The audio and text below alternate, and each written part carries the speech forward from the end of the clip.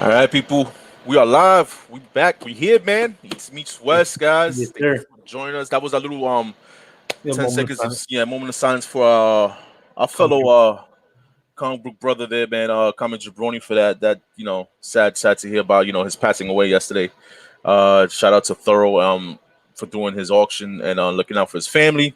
Shout out to Rob the Rican for doing a live stream, and his wife was on the live stream. So Yes. shout out to those guys there, man, doing a nice little tribute to him there.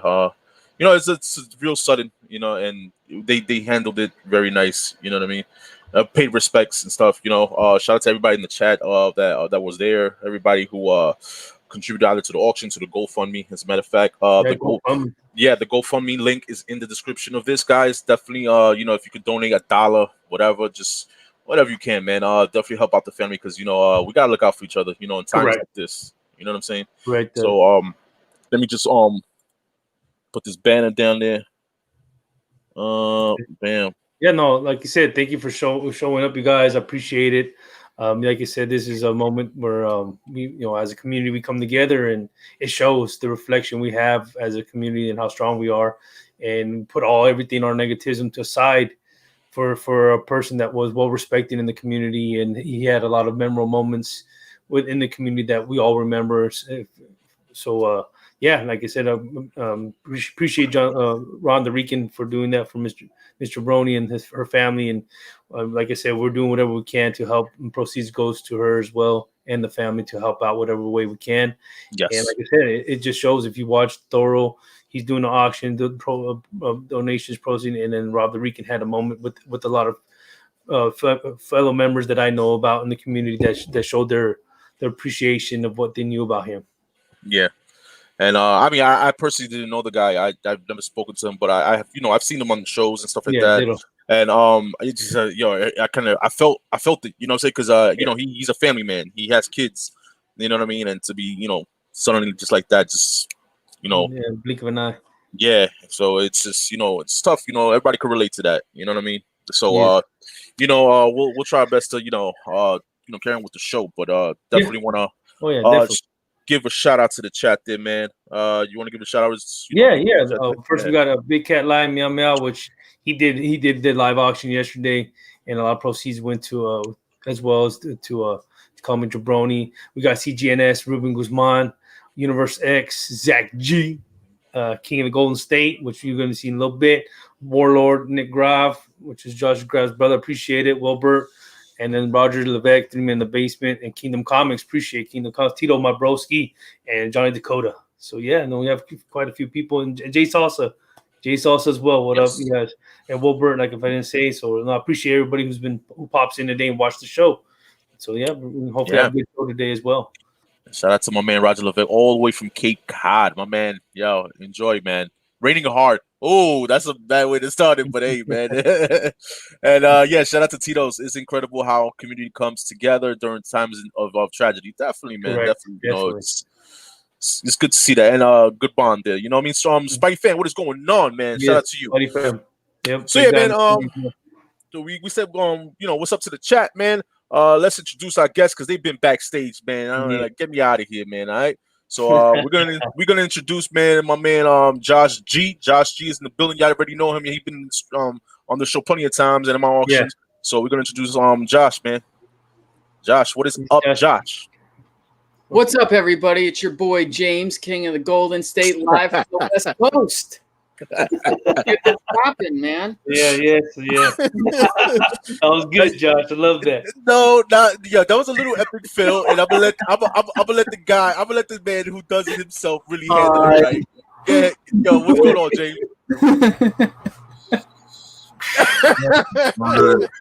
It's like that, man. There, let professionals do it. What's chicken, everybody? It's your boy King of the Golden State. On the show, East Meets West, your boy Joker and Gomez and Josh G. Josh G. Yeah, I want to offer my condolences and respect to the family of Comic Jabroni. I'm not, honestly, I've seen him very little. I hate to switch so quick on a sad note, but I know him very little, and with the little I know, he's a really cool guy. And Facts. respect to the guy. Yeah, definitely, man. And again, guys, the link to his GoFundMe is in the description. All right, guys. If you're just joining us, if you want to contribute whatever, you know what I mean, to the family and help with the cause, shout out again to Thoro for doing his auction. And 100% of the proceeds from that auction today was going straight up to his family. So that was awesome. So yeah, man. Let's get into this Gomez, man. Let's get it. Yeah, let's go. Like in today's show, as you can see, it's King of the Golden State is here. You know, everybody. If you didn't meet the guy's a great guy in the community. Does the haul videos. He's in auctions. What we don't know much about him is the inside of how he goes when he digs into comics, kind of digging into his skull a little bit, as we do normally in a way. As when we bring guests, is just try to show the community of these people we have as guests who they really are. And just hopefully, we get some knowledge ourselves as well as in the panel and the people watching of the person as well. And as well, Josh, like I said, being here on a regular basis, I love having him. He's a great guy in the community. Little that he has done, he has done a lot at the same time. So yeah, no, I'm ready to get this started and get going. So yeah, let's go. Yeah, like Broski said, James been in the community. He's been there before me, you know what I mean? In the community. A lot of people may not know him, but he's been doing haul videos for a while. His collection is incredible. From what I've seen in the haul videos. Great dude. I grown to, I call him a friend, you know what I mean, throughout the years that we've known each other. And I want the world, not the YouTube world, the community, comic book community, to know the guy. And he just hit 1,000 subs. Yes. I'm sure he'll mention that and his giveaway and everything. So we just want to know basically how long you've been on YouTube, James. Hi, my name is James. No, hey, thanks for having me on, man. But yeah, as far as like when I started collecting, guys, it all started in the 7. No, God, that's a lie. It didn't start in a 7-Eleven. It's more of an embarrassing story. Let me say, I was going through the garage of my dad's like stack of stuff, ran into some nudie mags, going way back, And of course, in the same area, he had some old school comic books. So he had stuff like Spider-Man, like X-Men, like Silver Age stuff, just sitting in there, And it's cool to go through both, but I was kind of like, why the hell not? I'll just go through comic books. I'm a kid, so I got the bug from that, and and then later years passed. My mom and dad separated, so the closest we moved to like another town, and there was a part in the town I currently live in now. It had a 7-Eleven, so it had like Afterburner, Outrun, like video games playing and playing around over there. You could get your cheap $2 hot dog, and also there's like a spinner rack of comic books. So like some of the stuff I grabbed were a bunch of DC stuff, like some Wally West Flash, some Batman, some I think I want to say early 90s X-Men when the Jim Lee stuff started happening and so forth. But yeah, that got me hooked. And then, of course, not too far down the line, I had a comic shop in the area, where it's like, had like the grumpy comic lady who ran the comic shop. So yeah, they're one of those things where it's like, you don't read them, you buy it and leave because it's not a library. It was back in the day, guys, when it was back in the day where those books that were major wall books then are like small books to us now, like say Predator #1 was a wall book that you always dreamed of having, or Wolverine #1 of the limited series or the ongoing series.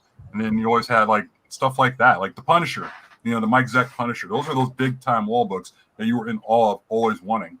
And nowadays everybody has that stuff left and right. You can throw a rock and anybody will tell you they have that comic book. But yeah, it was always a big thing for me to do that.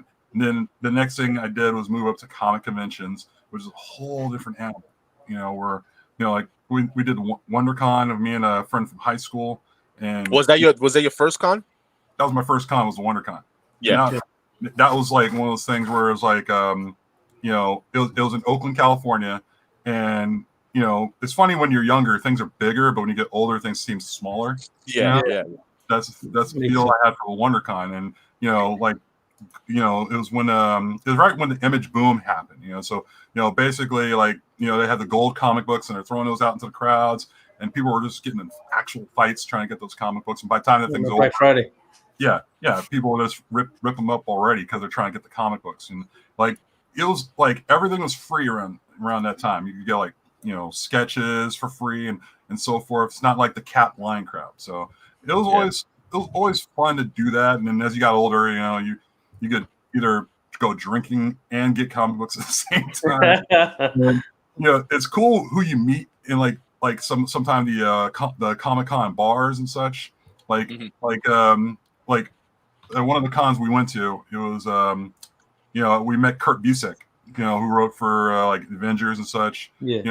Just very chill, spry kind of guy. Doesn't like talking very much. But as far as like comics, as years moved on, it was it was either going from a spinner rack to a comic shop to a con, and then next thing you know, you start to raise the bar even higher and doing like San Diego Comic-Con. And San Diego Comic-Con, that was like, for me, that was like the mecca. But now you can't go clearly because it's like old school stuff nowadays due to this whole coronavirus. But yeah, I mean, like the San Diego Comic-Con, that was just one of those things where it's like that was it. My wife is the one that wants to go there. We were talking about the other day. Once everything clears, that's one of our goals that we're going to try to get in. If it's getting a lotto ticket, whatever we can. If it takes me a year or two to get in, that's one thing my wife wants to experience. No, you're right. I mean, like San Diego Comic-Con is one of those things where it's like, you have to plan ahead, and if you don't plan ahead for something like that, like a year in advance, you're probably not going to get in at all. And before it was kind of like one of those things where you could just get into and it wouldn't be a problem. But nowadays, you have to be like part of it's like Willy Wonka and the Chocolate Factory. You have to get the golden ticket. Yeah, it makes sense. The Golden State with the golden ticket, huh? or you could do that, or people.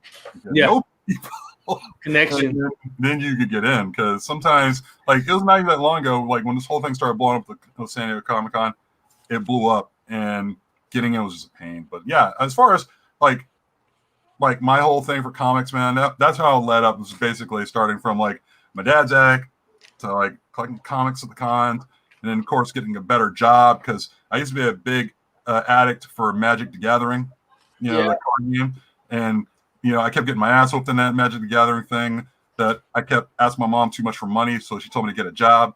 So I had to get a job. And eventually, I got tired of playing the Magic the Gathering and got back into comic books, and I got stuff like Walking Dead and what have you. And now just my own independent self, man. I mean, I don't have a chair like Josh Graff, but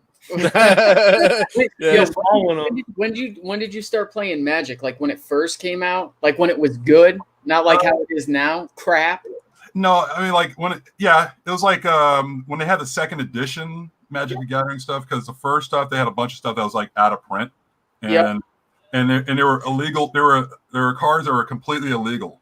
Yeah, they deemed them legal. Like I think like a Berserk or something like that. And I could get my ass whooped by something like that. It was terrible. It cost me too much money, man. And those cards, like just getting one card, I think that card at the time was about $100. Yep.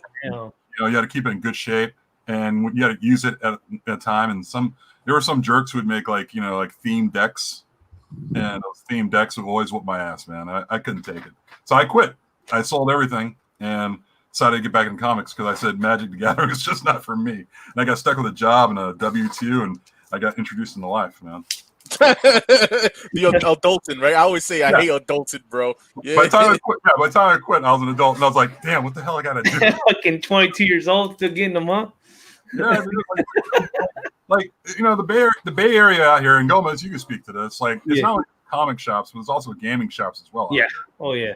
Those are mostly the ones that had like statues. Like you purchase statues. You go to those, they have a lot of Magic cards in those ones, like the statue stores around here. Right. Yeah, no, you're right, man. Because like there was a lot of I guess when Magic started flirting with computer stuff, I kind of was like, all right, I'm out. I'm not going to pay any more money for packs and the special cards. Yeah. Like Dungeons and Dragons was fine with me, but as far as like doing the Magic the Gathering stuff, I was like, let me get back to comic books. This is too much. And getting back to comic books, as opposed to what was one of the first comics or one of the ones that you read that you were like, man, I want to collect comics? What made you besides going to 7-Eleven and collecting those? What made you grasp a comic book and start collecting and getting into comics?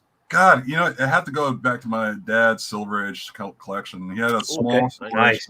He had like Metal Men. He had like early Spider-Man stuff. You know, it was tattered up, but whatever. It was worth a read. But like, I started doing my own stuff by collecting my own stuff. So I was like X-Men, and I was a big Flash fan. I'm still a big fan. Oh, nice. Didn't know that. So the Wally West run, you know, I just love it, and it's like I enjoyed reading it because I think it was because of the TV show when it first came out. You know, like on I guess CBS, it was like the Flash TV show was like the thing. Yeah. Okay, yeah. And I never understood who the hell Barry Allen was when the Wally West comic was out there. I was like, who the hell is Barry Allen? And then I found out, and I was like, oh damn, he died. It was just like, it's good to hear. Dude, it's good to hear that. Like you collecting is in your blood, you know, you're from your father and stuff like that. So it's good to hear that, you know, it was in the family, man. Definitely. Yeah, for sure. And a good question for you, man, that I wanted to ask was, what got you into doing videos on YouTube, bro? Yeah. You know what? Great question. God, that's a good question. I'm trying to think back to that. It's like, I think I was just scoping YouTube for a little bit, you know, just like whatever, just passing time. I used to be a big on just looking at movie trailers all the time. Just like instead of watching them in theaters, just going through a whole bunch of movie trailers, you know, because I'm not sure if the website's still there, but it's like comingsoon.net, you know. I think a lot of us may have seen that back in the day, and we always used to go there for trailers. And at some point, I think that website went away.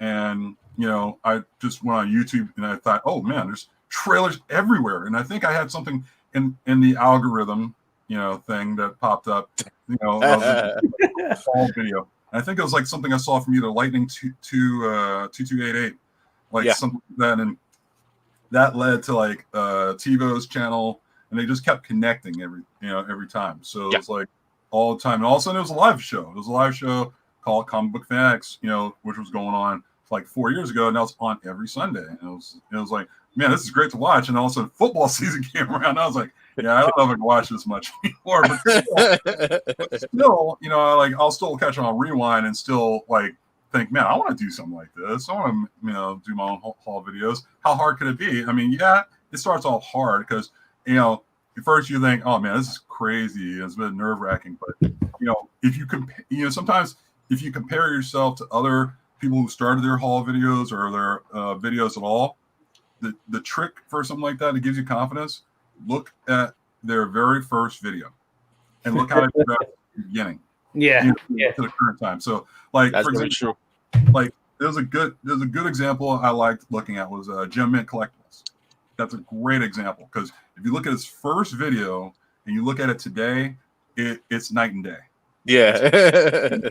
You know? Yeah, it makes sense because as you progress through making videos, like me and myself, I'm doing videos differently now as opposed to doing when I first started. And you progress by learning from other people who do videos. And oh shoot, I want to do that, but my way. I kind of want to do this, but this way. And then seeing how you guys grab the information, share information, throw it on the screen, it helps out a collector. So yeah, as you progress, you get better and better as more you do it. Yeah, no, you're right. Because like I used to watch not only just this. I used to watch a bunch of I used to work out a lot, which I need to do again. Okay. You know, like I used to watch a lot of the workout videos. You know, just get tips and such. Just because I have a gym membership, I could just go and be like, all right, how I could do this and that. You know, and that what led on to like videos on YouTube as far as like haul videos and comic videos and like looking at those videos. Sometimes, like I said, if you look at their first video and you compare it to a current video, it's completely different for just about anybody. Yeah. And it gives you the confidence to do it and say, hey, you know, they started out like this. It's sort of like the whole Drake thing, starting from the bottom, now you're there. But it's, but it's true, though. It's the thing. It's true. It's one of those things where it's like, you look at somebody's first video, it gives you confidence to say, shit, I could do this too. You know? Yeah. And then sometimes I look at my first video, and I'm like, damn, oh shit, back. Well, yeah, because when we start doing videos, even in the beginning, I kind of say a certain word all the time, or I'm really stuttery because I'm learning how to talk to the camera and be able to communicate face to face with yourself. And in the beginning, you're just like, I'm gonna, and it's like one of those things you look back and you don't pay attention to until you study yourself, and you got to study. That's how I do it. Like when I talk, I try to pause for a little bit and then conversate correctly as if I'm talking to somebody face to face. And you learn as you go. And the more you do it, the less camera shy you are. And like I said, this is how we are here today. Right. Yeah. Let me go back to the chat and give a couple more shout outs there. People just join us, man. M3 Lions, man. What is going on all the way from England, man? Shout out to you, bro. Who's in there? To be in Phoenix is in there. Six Face Comics, thank you for joining us. Hawaiian Punch, you already know, brother. What up, all right. CLG, what is going on? CLG, repped your shirt, man, yesterday. You already know. Appreciate that. Thank you, CLG. Who else is in here? Mike Sanchez in here. Agu, what's going on, Agu? So the Comic Geek is in there. Kevin Cleaver, said 69 earlier. 69 Chop Shop. Another shout out. K Titus, all the way from Japan, man. Konnichiwa. Right. Definitely, man. The comic collectors in the building, man. Hack, what up, Hack? Let's see who else is in here. I'm missing somebody. I know I'm missing somebody. DLE Comics is in here. The Comic Forge. DLE. Who else is here? Doomster. Yeah, Jim Mint is in the house. What's going on, Jim Mint? And from Beantown, yeah, man, from Beantown. What is going on? And then looking at Doom, the Doom 143. He said his first video he shot in his car. You know, it's a. His car. I mean, like. Yeah, I mean, it goes to show how people evolve. You go back to my first video from here. I was doing unboxings. I think as a matter of fact, from one of Jim Mintz, if he's in the chat, that one of his winnings I did from his raffles from IG. Because I used to be more, before YouTube, I used to do the raffles big time, and definitely Jim Mint was one of them. And I think I won a couple of them, and I did an unboxing on I think it was for him on YouTube, and yeah, that was one of my first videos. And shout out to Erod. Erod's there. Flash Rate Videos. What is going on? Lost Cause. Thank you for joining us, guys, in the chat. All right. Don't want to leave my man Josh out. I don't know. You know what I'm saying? I want to get him more involved. You know what I mean? But I know he don't have no videos out, but definitely would be nice to see a video. But he does more like the live stuff and the auctions and stuff with us. You know what I mean? Yes, appreciate that. Definitely smash the thumbs up. But my man Josh, man, we're gonna give him the floor right now. He has an issue with something, man, and I think I have an issue with that too. I agree with my man Josh. So if you want, man, go ahead, Josh. I feel like I need to do a video on this, like an instructional video. That'd be good. That'd be a good one, bro. Yeah, on how to properly package comic books to ship them out to somebody else. Because I'm just getting too many books, and this isn't really, I don't think, like the like the YouTube community, although it is some. It's more of like people selling on eBay. Yeah, exactly. I know what you mean. But just too many comic books coming in lately that are just destroyed, and they're destroyed from just terrible packaging. Yeah, improper packaging. So I mean, I know there's several ways to do it, but I think if you're going to be doing this as a serious thing, especially if you want to become like a real seller, you have to take care of your product. So correct. Gemini mailers are not that expensive. They're really not. I mean, there's Geminis, there's a whole bunch of other knockoff brands that are, some of them are just as good, some of them aren't. But if you want to have a good reputation as a seller, you have to have a good reputation, sending your books out. And that it's not just the packaging, it's, doing it in a timely manner. It's, contacting people when you have an issue, not just, leaving them in the dark and wondering, sending out tracking numbers, that type of thing. But, when packaging your books, it's really simple. Gemini mailer, raw books, I should say. Gemini mailer, if it's, just a few books, what I do is I put, a few backing boards, like on, I'll put the, like the books face to face. So like, say it was 2 books, they'd be like this with a couple backing boards here, like 2 or 3 here, 2 or 3 here, just to, so it's nice and sturdy. And then some, blue painter's tape to hold it in place, with the little pull tabs. You don't have to go crazy with the tape. Like, like Manny says, don't go crazy with the tape. And please, this is the thing that I absolutely hate the most. And I don't know if you guys get this. I hate when people put tape on the bottom and stick it to the Gemini mailer. I do. Packing tape, yes. Blue tape, No. I don't mind that. I'm talking about packing tape. Yeah. Where they'll literally stick it to the Gemini, and you're literally having to pull like any full bending pressure. You're gonna put ticks on that book, Yeah, can I speak on some of that? Like, lately, here's the thing: when it comes to selling books or shipping them to somebody else, lately the USPS has been, the Postal Service has been, I don't know, careless is not the word, but like they've kind of challenged whatever you're going to write on that package and just say, "I'll dare you," and the next thing you know, the person you sent the books to has books already bent up or damaged. And I already had that from two people already in the last week, and it was in the same day, and I was kind of shocked. So it's going to change. It's going to probably change my packaging style on top of that. So I already ordered stuff like the what's it called? The folders, the legal envelopes instead of the regular letter ones, and I'm going to put those in the Gemini folders and put them in the best way. Yeah, because that means I'm probably going to have to raise like a shipping price by like $1 or $2. Just it ain't bad. $1 saves your books. And another area which I think Six Face Comics said is BCW Supplies has cheap, nice comic boxes too. So there's areas where you can order it. And then even when James said, if you order, big up to my boy Joker because he brought this up to me. If you order on USPS online, you can order boxes of 10 shipped to your house for free. The big old flat rate boxes, the familiar boxes in the Gemini, you can get 10 pack for free, flat rate. Yeah. So I did that, and it helped me out shipping numerous of books from my giveaway and stuff that I've been giving away off and on. Makes me want to give away shit because I already got stuff to pack, so I didn't have to trip up. I mean, let me speak a little bit about that too, man. That packaging. Yo, listen, man, I'm with you, Josh. I hate packing tape on that shit. And number one, listen, man, the culprits, man, definitely is 100%. Well, most of the time, is on eBay. When you buy on eBay, sometimes sellers or whatever they do, they don't know what they have. They're not really comic book sellers or whatever because they have other things on their pages, so they don't really know how to properly pack and ship out, comics.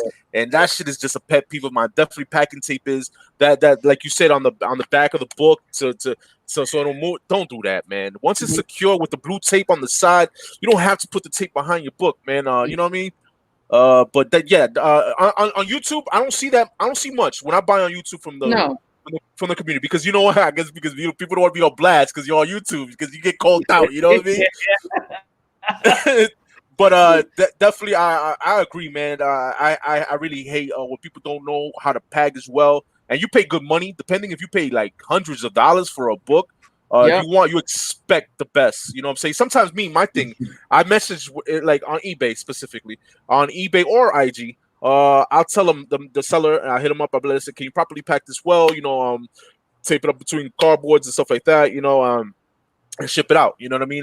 But some people don't do that, and then sometimes you get those careless people who ship out their books, and they're mishandled plenty of times throughout transportation to you. You know what I mean? Yeah, like Erod said too. The good way to do it is with blue tape and have pull tabs, with arrows. That helps a lot, especially with people that don't know how to that never purchased a book, like if they purchases on the auction, whatever. I'm not saying a lot of people don't buy it. Some of them are new buyers that are worried about getting things, and then you got new sellers that don't know how to sell, and that's what comes on what Josh said. And I agree with Josh. It's easy to go to YouTube and say how to package a comic book, whatever you do with that, you'll be able to find a few videos. And even if Josh does one to help out the community, plus the people who are barely selling, either on auctions or eBay, it will come up for some knowledge. I've learned watching eBay and how people did it. I used to put my shit in a fucking bag. I didn't know how to package comics. When I first started, I'm not gonna lie. If you go through a video, there's a guy fucking throwing the bag like, what the fuck's this? But because I didn't know how to do it, and not that I didn't do it like wasn't secure. It's just the way I packaged it wasn't the way that I seen, and I made my mistakes as a beginner to shipping out books that was purchased. We all learn somewhere. Yeah. I mean, like Peter Porker right there said, I will message the seller. Same thing as me. Like I said, just contact them. Before you make payment or after you make payment, when you confirm, that you're gonna pay for that book on eBay. Just specifically eBay and IG, because usually on YouTube, people are more vocal, and you can visually see when they unbox and stuff like that. But Yeah, on eBay though specifically, like definitely message them. 9 times out of 10 they'll message you back. Fine, okay, no problem. We, definitely, and you get your stuff shipped out. Fine, correct. Sometimes when they don't answer, sometimes you get your book shipped out, right? Or it's free for all. You know what I mean? It's always a guess. The media mail, they send you in envelopes. My God. That's dangerous. I've seen those. I've seen like 2 or 3 of those already. White envelopes says please don't bend, and you just pull the tab, and it's like you have one cardboard with the comic, and you're like, what the fuck? I've had that. That's my pet peeve too. Yo, that's my pet peeve too, Erod. My rule when it comes to the seller is you care about your comics. The postmaster don't give a shit about your comics. Pack them like that. And then the books will get there safely, because like that's what I've learned, over time. Is like pack them like you care about them, and the postmaster doesn't care about them, because they're gonna throw them around anyway, whether you write them on the box or not. What you was gonna say, Josh? The whole I've gotten plenty, obviously, in media mailers and stuff between 2 pieces of cardboard, and the whole 2 pieces of cardboard is fine if you have no other alternative. But if you're going to use 2 pieces of cardboard, make sure the cardboard is bigger than the comic. Like I've had it so not so it like sticks out, but it'll be like the same size. So literally the corners of the backer board will touch the corners of the cardboard. And if that cardboard corner gets bent, which, when they're in those, flimsy mailers, they will start to bend the corner. If they bend the corners of the cardboard, it's going to bend the corners of the comic. It just happened to me. So if the cardboard is a little bit bigger than the actual bag and board, when those corners get bent, these corners won't get bent. So even if you can't afford Gemini mailers, just kind of. Yo, listen, man. I've seen people even then without Gemini mailers. I've seen people do some MacGyver shit and be creative with their shipping, bro. And like. I think the Doom one time he shipped me some shit he cut out cardboard and he did some shit to get some contraption and he shipped it out perfect. My books came out perfect, bro. So having no Gemini mail is not an excuse. Definitely Gemini mailers do help, but if you don't have and you don't have the money to buy them or whatever, listen, man, those boxes from the post office is free. Cut them up, do your MacGyver shit. I see some stuff, man. Like look, exactly. That's from the Doom, right? Yeah. I got a trophy. That's it, man. That's all you had to do. You know what I mean? Yeah. So shout out to the Doom for that. Perfect package. And put them in a bag, and then it shipped perfectly. So yeah. Yeah. So definitely, man. So yeah, man, that was awesome. Like, I've seen some weird pack jobs. I mean, weird. Like I've told you before, I've gotten things in cereal boxes. Me too. I've gotten, cereal boxes. Cereal box. Yeah. One time I got something in a cereal box. I got an ASM 300 in a cereal box. No lie. Actually, I've got 2 ASMs in some of the worst pack jobs I've ever seen. I got those 2 silk 1 in 10s. Those Ramos variants came in. I don't even know. It looked like it wasn't a pizza box, but it looked like a pizza box. Yo, when I like cheese, dude, when I saw this thing, right, when they brought it out from behind the counter at the post office, it looked like a small pizza box. It was open in the front, like how a pizza box is. Yeah. Just stuffed with plastic bags as like cushioning for it. And I'm like, oh my God, these things are going to be completely destroyed. They weren't, but like, I'm literally sitting there, like, just like, pulling out like a freaking clown with the fucking, the flag thing, just throwing out like plastic bags all over the place. So I've had some of the worst pack jobs I've ever had in my life actually did not go in comics. Dude, one of the worst packing jobs I had was from your boy, Jeff Johnson, who put 2 signed comic books I bought off him from an auction into a plastic bag. Look how Joker just bounced right out of that. Listen, man. My fellow Warriors is never gonna be spoken bad about here. I guess so. Remember that shit. Right? I'll never get over that. I was like, oh my God, did he just put this in a plastic bag? Was it the free comic book day one? No, it was a Red Sonja signed Frank Cho book and another signed Frank Cho book. I forgot what it was, but no, he said what bag? Was it a free comic book day bag? Oh, no, I don't know. I think it was like a grocery bag or something like that. Safe way to do the story of comics or what? I don't know, man. I don't know. That guy killed me, man. That was too funny. That's too funny. Here's another thing too, real quick. I don't know how everyone feels about this. This is just me. I know a lot of other people who do it too, but sellers, I'm telling you, for your own welfare, you need to insure your packages. Because the post office screws up. That's not on the buyer. That's on the seller. I know there's some sellers out there that think, once I ship it out, it's out of my hands and it's whatever. Yeah, no, especially when it's a high price value book, anything over $100, that's where it gets to play. We're having insurance. $10, $12 can save you a hassle. Yeah. And, there's people in the community that experience that. What, brother? I mean, if you can afford it. Sorry, James, I didn't mean to cut you off. Go ahead. I mean, if you can afford to take the loss, I mean, that's fine, but don't send it out thinking that, hey, I did what I had to do. I sent it out, and now the rest is on a hope and a prayer. And if you get it, you get it. You don't, you don't. I still get my money, and if you don't get the book, too bad. No, you're providing a service to somebody else. You need to make that right by them if something happens. So me personally, I insure every single package that goes out, every single one. Yeah, that makes sense. That keeps you more into the loop too, as well. Mm-hmm. Definitely, man. Nah, that's awesome topic to talk about there with the shipping for real, man. Because that shit is a big issue if you're, on auctions or you're buying books. Period. Online. So what were you gonna say? James, were you gonna say, James? No, I'm saying like when it comes to insurance, think of it as an investment. Like of course it covers the first $50 of what you're doing, but beyond that, you might want to consider a book, like a certain book, as say like for the insurance, because like it's an investment.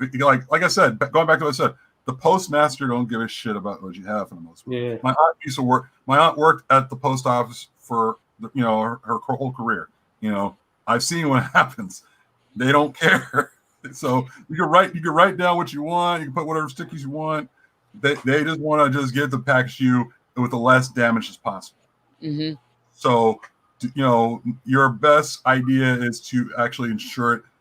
Depending on the amount, or if you want to do it or not. If you feel confident in getting there without any scratches, dings, or what have you, sure, go ahead and do it.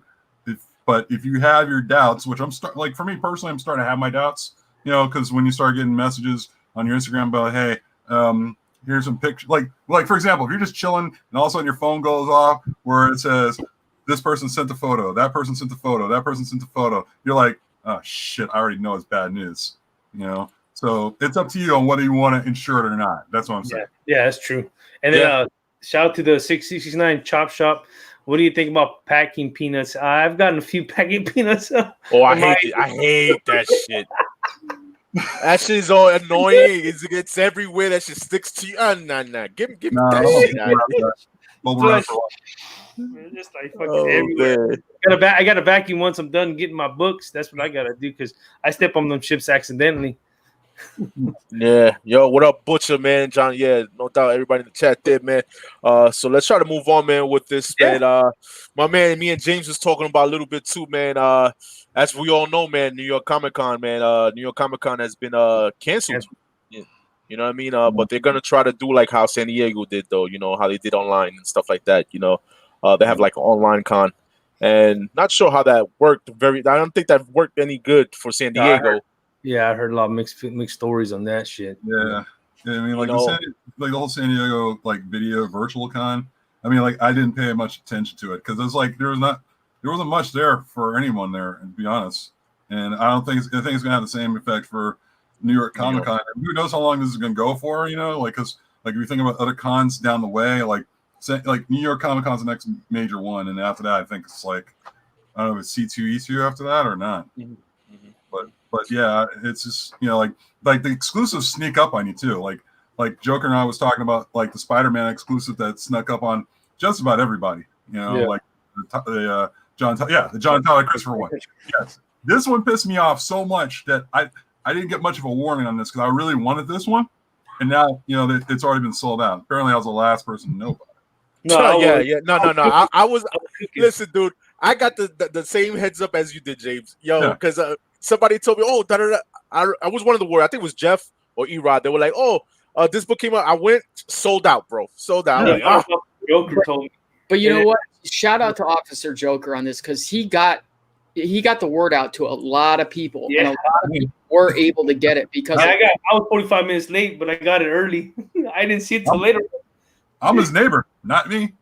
I got it, but I was cooking, and then when I looked at him, okay, I'll look into it. And then he texts back, bro, they're sold out. That was 45 minutes ago. I sent you the message. I started laughing. I was like, my bad. Damn, yeah, yo, but not for nothing, man. Going back to this, man, this is a nice. I love those negative variants. That. This one's real nice, man. I mean, there's another one. These are the three. I know the Rogue. I forgot. I think it was San Diego last year, right? Yeah, I was San Diego last year, and then the one was New York Comic Con. Yep, I think. And the Banana Wolverine was C2E2. Yeah. Yeah. Not sure if this fit in any con, but I know that's a John Tyler Christopher negative variant too. Seen that one. That's badass. So yeah, man. Out of those, man, my favorite one right there is gonna be the Wolverine and the Spider-Man. You know what I mean? I'm really digging those. Which ones are your favorites? I'll go with the Wolverine, but I like that Black Panther now. Yeah, that's on my radar now. That's a dope one. I like that purple one. It is dope. It is. If I can get that one, I'll be happy with that one. I love the Rogue one. That Rogue one's nice, man. The one when it first pretty much showed up on everybody. The Rogue, I had to get this one. This one's so dope. But yeah, I mean, like the Wolverine one, that one kind of came out by surprise. And I still haven't gotten to that yet, but I know the price of that is insane. But like the Spider-Man one, that one pissed me off. That one just set me off. I was like, come on, man. Yo, right? You know what I'm saying? Yo, dude, I hated that. No heads up, no nothing. No warning. Nothing. And it's just like, I'll just wait to the secondary market. You know? Yeah. Which it's already up to what? $300 they're selling? Yeah. How much was it to start with? $25. Oh, shit. 25? Yeah, 25. Same thing with the rest, man. The Spider-Man. He's gonna cry. Was there a limit? Yeah, was there a limit? Yeah, there was a limit. They all have limits to them. Like everyone has like a number on the corner, and okay, yeah, that makes sense. That's a bummer, man. I don't know. I mean, it's one of those things where it's like, is this going to? I mean, it sounds like this is going to be the norm.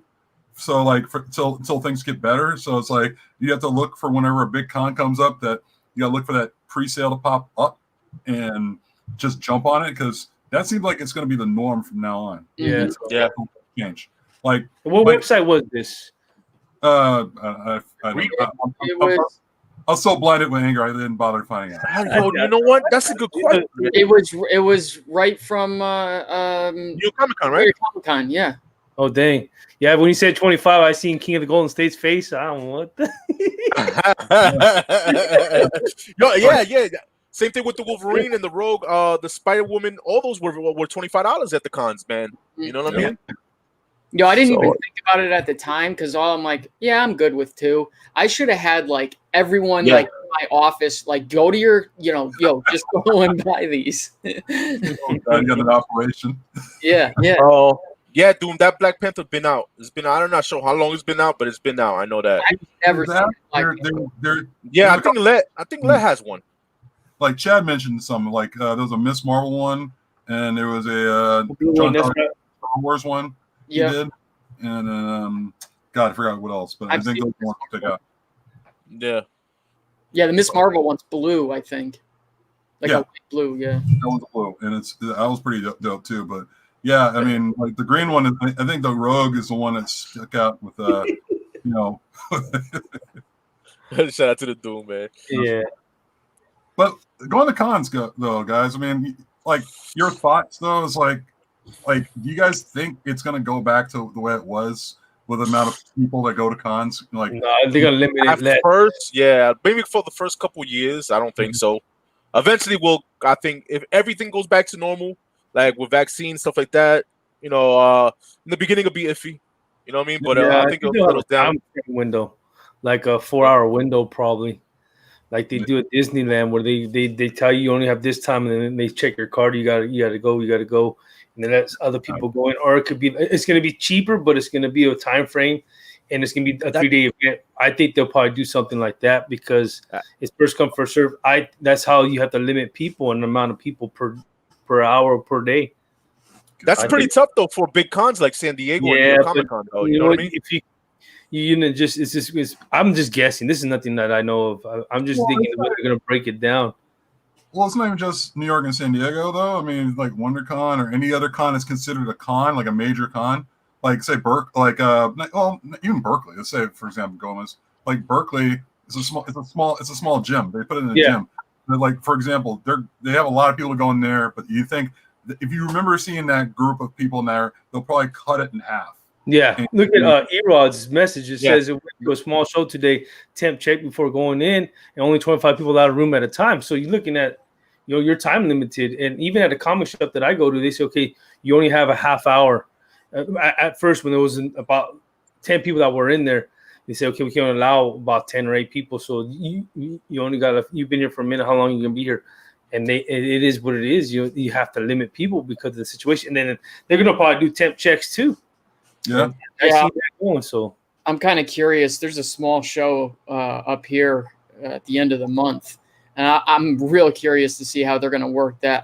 I get to go in as a dealer this time, so I'm kind of psyched about that. But like, I'm wondering, like, how's it going to work? Is it going to be only 20 people in here at once, and is there a time limit? Like, do they literally watch people and be like, "Yo, you've got 30 minutes"? Because that would be hard for me. Like, I need to wait a couple hours. No, it's true because how's it also going to affect the dealer too? Because the dealer has to pay for a table. They're expecting all these people to come in. Think about how much that's going to have an effect on a dealer trying to make their money back to the table, and then beyond that. Mm-hmm. So that's you got to limit too. You're going to have to exclusive right there. You're going to limit like 2 per person, no matter what, and because it gives other people other chances to purchase it. So it's going to be tough. Because not that you think you're going to sell out, you're going to hopefully people come and whatever limit they have, just like what you guys said about the negative variance. I think that's going to happen for the exclusives.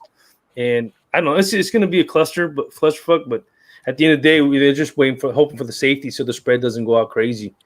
And until we get a cure, until we see what happens in the future, it's going to be tough for us. Me and my wife said maybe in 2 years. We'll just give it 2 years. I haven't been to a con in a long time. It was 2 years for me. I'll just keep going to comic shops and I'll head to your town, King. That's next. That'll be dope, man. Shout out to my man Comic Force there. He said, "Joker, missed you today, dude.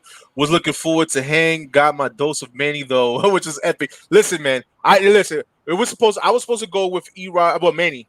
Manny was gonna pick me up, and we were gonna head our way to over here in New Jersey, for a small comic show over here that they do once a month.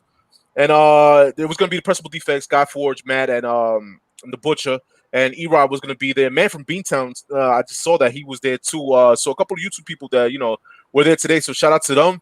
And definitely, if you have Manny and the Butcher in one room, man, boy, that's all I gotta say. You know what I mean? So I missed out on a good one, man. That's all I gotta say. Bro, they can be big deals. At 3 minutes of the basement, I think we're there too. I saw Nemesis Prime there in the pictures, one of the pictures. So yeah, man, y'all both not too far. How far are y'all from each other, man? About an hour. About an hour. Yeah, about depending on traffic, about 45 minutes to an hour. I go my direction, he goes his. Yeah. Now my question to y'all. Do you have? I know there's plenty out there in California. Plenty of fucking LCSs out there. Plenty. Do you have one similar one? Do y'all go to one that y'all ever bump into each other, or do y'all go to one that y'all know of that y'all go to? I don't think so. I think the only one I go to is Heroes. That's the only one that I know that he's gone and I've gone. Yeah, there's a shop out there, Joker, called Heroes, and there's another one called Heroes and Champions, all in the same area.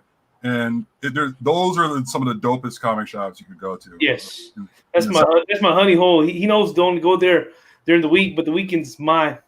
I'm just joking. I'm just bullshitting.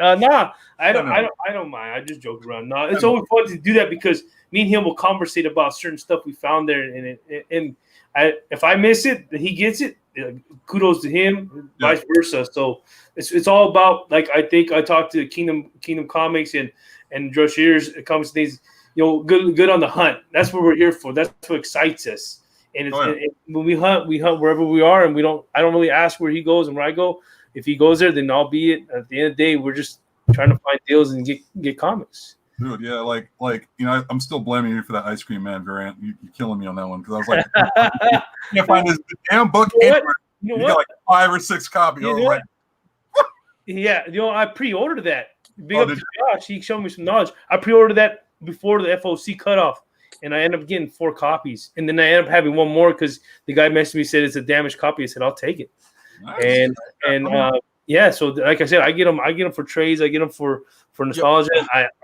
It's just the way I collect, and I've been getting stuff FOC now. Josh, kudos to him. He made me open my eyes. So now I got this comic shop that's not in the area, so you'll find it eventually. I'll be able to get certain comics without having to go to my LCS. So I still go there, and if I find it, I'll get it. If not, then at least I pre-ordered 2 or 3 copies of whatever else I wanted in my collection. See, that's the LCSs, man. Like I've been limited to my face. See, here's the thing, right? I'm tall. I stick out of a crowd. Yeah. And like when I walk into an LCS out here in the Bay Area, Gomez, it's almost like Darth Vader walked in there. They know exactly who the hell it is. It's like, all right, well, he can't get no more than 1 copy, and I'm like, see, that's where you gotta start going somewhere else. That tries so hard too. I'll send you a link of what I get, where I get it at, and then you can talk to him, and he'll pre-order as many copies as you want. He'll take care of you. Don't go to, if your LCS knows you, the guy from out of town will take care of you because he knows you're gonna buy it, especially me because I buy from him repetitively. So it saves me the hassle with the situation with COVID and everything. I go get my full list of what I like reading, but when it comes to multiple comics of a certain comic or comic I know I'm gonna miss out, or that they don't get a 3rd or 4th prints of a certain comic that I want to get, I'll order it through them, and they'll say, "Yeah, no, he takes. I want 4 or 5 copies. I want 20." You develop a camaraderie with this person, and he'll take care of you. I wish I ordered 10. I only ordered 4. Or anything. All I gotta say is that shout out to Josh, because exactly. Man, listen, I never had in my life a pull list. You know what I'm saying? And Josh got me up, man. I fucking hate Josh. But yeah, Josh got me a pull list, bro. So good. Yeah, it is, man. Definitely to keep up with these hot stories, because you I missed out on the boat on Thor issue 1, 2, 3. I picked up 4. You know what I mean? But I missed out the boat on that, and look how good the story is now. You know what I mean? I missed that. And Venom has just been hot, so I picked it up. Again, man, on my pull list, and so definitely, if you trying to keep up with either with the Joneses or keep up with what was in the trend now, guys, definitely I suggest make a pull list, like the guys say. You don't have to be with your LCS. You know what I mean? So definitely. Jace also said Heroes in Campbell. Yeah, Heroes in Campbell. That's where I go to most of the time. The guys there, the owners there, they're really nice people, and I have no issues there. Another one that I go to a lot is Elusive Comics. They're more recent comics, but I like them because the Elusive Comics in Santa Clara, right? Yeah, off of the 80. Was it the 17 off of Oakland? Yeah. I know what you're talking about. You have a woman owns it, and you can tell by how clean and organized it is. So, not to bash on us men, but when they know when it comes to organizing, they're really good at it. Hey, I'm not gonna lie. The best places to go find comics at are not the clean ones. You want to go to the dirty, the nitty gritty. Yeah, but not. You're right on that. But I go there for the recent. They always have multiples, and they don't care how many you grab, even the second trend. So when you go to certain things, you can do. Like I don't go back issue shopping there. Their prices are pretty pricey.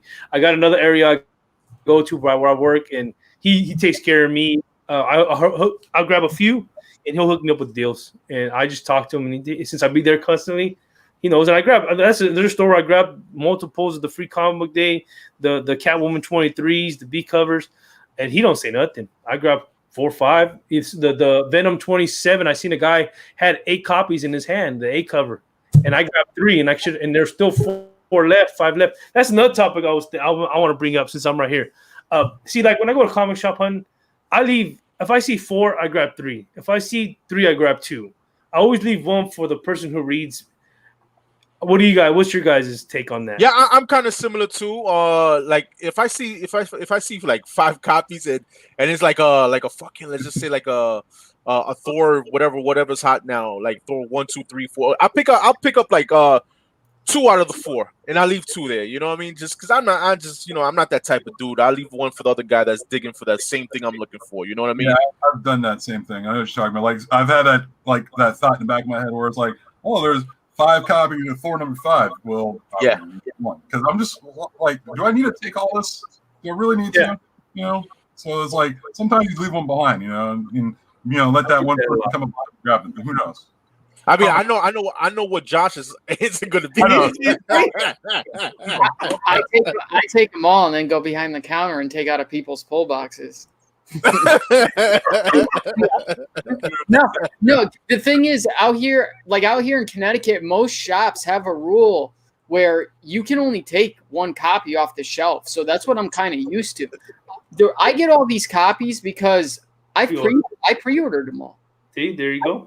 95% of the time, I've pre-ordered all these copies. So I'm not just going to the shelves and clearing. They won't let me. No store will let me do that. Yeah, no. Like I've seen a lot of that lately, where it's like 1 copy per person now, which really sucks, man. I mean, back then, you could get like 15 copies of X-Men #1, but today you can't get 2 copies of like Thor #5 or #1.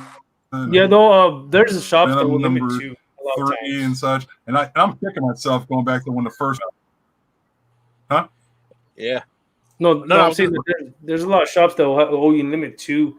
I've had a shop where a guy had 3 in his hands, and I had 1, and he's like, only 2. I'm okay. I'll take his, and I took his. It was Oliver and Catwoman, and I got 2, and I was like, cool. And shout out to Spidey Fan. He has his What the FOC definitely on that's his awesome. channel. Yeah. So those are definitely interesting. I'll be watching sometimes there, Spidey. But he said, well, to be a Phoenix, mine. Yeah. And Mr. Lesson, I'm taking all the shit. Yeah. I mean, Mr. Lenson's greedy. I'll tell you this. I don't know how it is other places, but stores in Connecticut, they're just getting tired of people taking all their copies off the shelf and then going and selling them on the secondary market, which I get it. Like I totally do. Plus, the way that they look at it too is, look, do I want 1 really happy customer and 10 pissed off people, or do I want 10 happy customers and a couple of those might be repeat customers if they're able to get these books at my shop? See, what you can do as an LCS is say you order, that book's going to be hot. If you're a comic shop owner, you have to kind of know your knowledge as part of being an owner. So that book's hot, like the Venom 27. Order 40, 30 copies or whatever, 25 copies, but only put out 10. Put out 10, and then once the 10 is sold, and they go, oh shit, and then we go, what happened? Oh, I'm looking for Venom. I got 1. Your limit. I got 1 for you back there. Cover price, but only 1. You can take it. That person will be happy because you set aside 10 copies plus the 25 or whatever. So then the first people that come, they can grab whatever they want. But after that, it's limit 1 because you're giving that person that's going in the morning come into your shop early now. So it's kind of like you're a bullet, but you're winning at the same time. It's hard, but there's a lot of knowledge that you have to learn based on owning a comic shop, and that's another topic that's crazy. Yeah. I don't know. There's a reason why. Let me give a quick shout out to Biggs real quick before we get back into this. Yo, Biggs, man. Shout out to Home of the New York Warriors. He's here, man. Shout out, Biggs, man. Hope you're feeling better, man. I spoke to you earlier, man. Hope you're feeling better.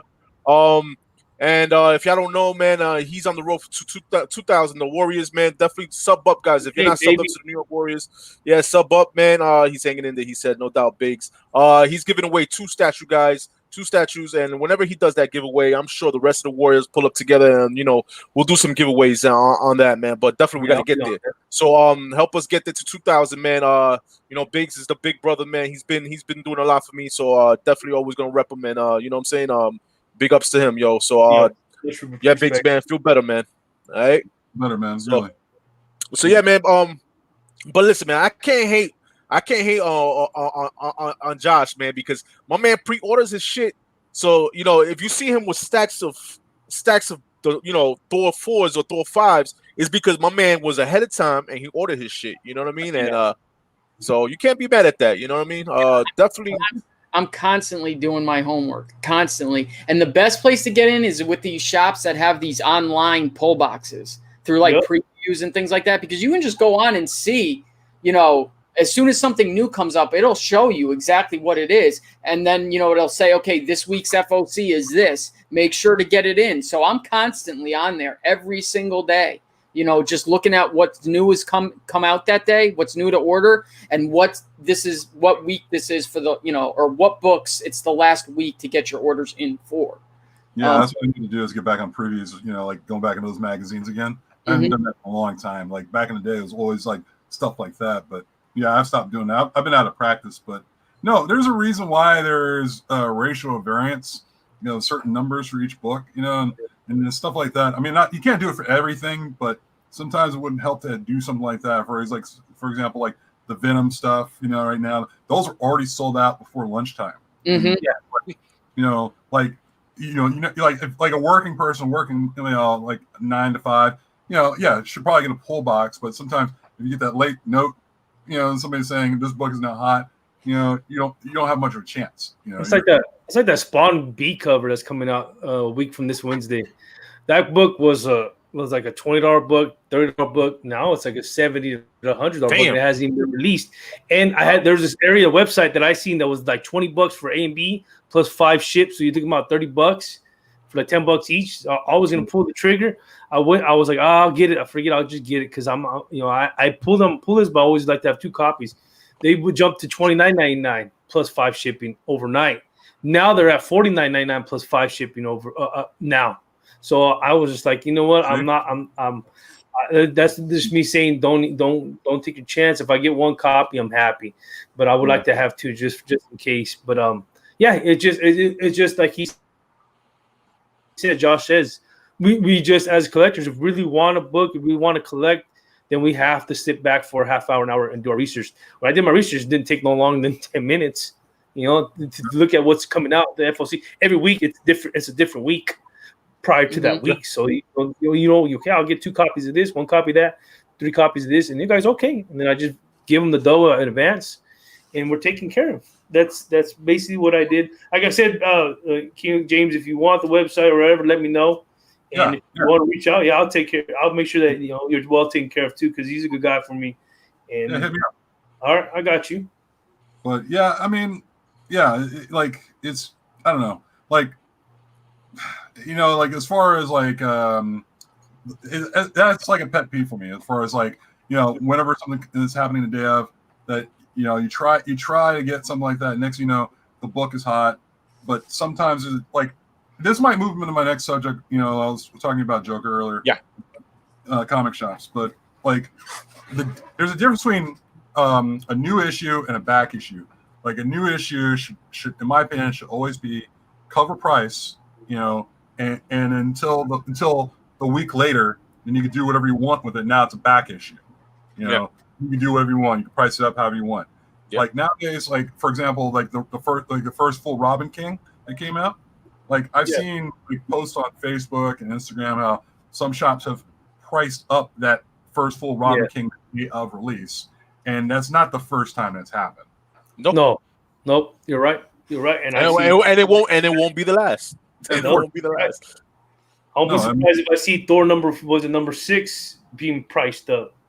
It's one of those things where it's when it's a hot book, then they know about it. They're gonna price it up. I had a friend, one of my friends, he was gonna buy. He had Venom 27 on his pool.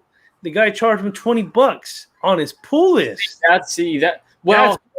Yeah, but here's the thing. Even though it's on his pull list, did he get it in before FOC? Oh, yeah, he's been reading Venom constantly. See, that's bullshit. If it's on your pull list and it's in before FOC, as long as they didn't get allocated, you should be getting that for cover price. There's 30 stores out there. That's shady. But I'll tell you this, I know this is probably going to make a lot of people mad, but if you hold on. If it is, I'm gonna highlight you, bro. All right. I let him. Like, I let him. I don't like it either. Like when a store upcharges on a book that is literally just coming out. But I've never seen, I'm not saying it doesn't happen. I've never personally seen a store upcharge somebody who has had something pre-ordered. That's bullshit. But if you don't, and they're upcharging on day one, I might not like it, but I get it. I do, because these comic stores are losing a lot of money to the secondary market. And that's just facts. And for them to compete, like, they have to, or you're going to see all that. Why do you think you've seen so many stores going out of business? And now with COVID, like this is what they have to do to compete. So I might not like it, but I get it at the same time. Yeah, that's why, like, true that. If as a comic shop owner, if you're smart enough to have a comic shop plus an online shop, you order for both. You know, you order like 5 copies for this, 5 copies for online. Once the online you see shoot up online, and you be. There's ways you can do it, but it takes time, and we don't have time. But as an owner, you have to a lot of 7-day work dedication, a lot of knowledge out there, a lot of knowledge of gaining towards reading and stuff. So it's a lot of work. It's a stressful work, but you're right. In the secondary market, the comic shops owners are getting hurting because they didn't order enough of a certain comic that's hot, or they try to upscale the comic and no one will buy it at that price. I get what you're saying. I get what you're saying, Josh. You know, Josh Gomez. But like I know they're like comic shops competition is a secondary market, and they in order for them to survive, they would have to price them up those books.